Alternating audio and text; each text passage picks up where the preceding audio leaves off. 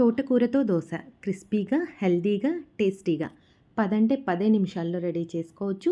ఈ దోసకి టొమాటో, అల్లం చట్నీ కాంబినేషన్ చాలా బావుంటుంది. ముందుగా ఒక కప్పు రాగి పిండి, ఒక కప్పు బియ్యపిండి, 2 కప్స్ పిండికి 4 కప్స్ వాటర్ యాడ్ చేసుకొని ఒక్కసారి బ్లెండ్ చేసుకోవాలి. బ్లెండ్ చేసుకున్న పిండిని బౌల్లోకి తీసి పక్కన పెట్టుకోవాలి. తర్వాత కొంచెం అల్లం, 2 పచ్చిమిరపకాయలు, ఒక ఉల్లిపాయ, కొంచెం కరివేపాకు, ఇక్కడ 2 తోటకూర కాడలు తీసుకుంటున్నాను. కావాలంటే ఇంకా కొంచెం యాడ్ చేసుకోవచ్చు. ఈ దోసకి మనం తినగలము అనుకున్న మీద కొంచెం కారం ఉంటే స్పైసీగా దోస చాలా బావుంటుంది. కట్ చేసుకున్న తోటకూరని ముందుగా రెడీ చేసుకున్న పిండిలో కలుపుకొని హాఫ్ స్పూన్ సాల్టు, 1 స్పూన్ జీరా పౌడర్ యాడ్ చేసుకొని పాన్ బాగా వేడైన తర్వాత హాఫ్ స్పూన్ నెయ్యితోటి, ఆనియన్ తోటి బాగా స్ప్రెడ్ చేసుకొని తర్వాత దోసలాగా వేసుకోవాలి.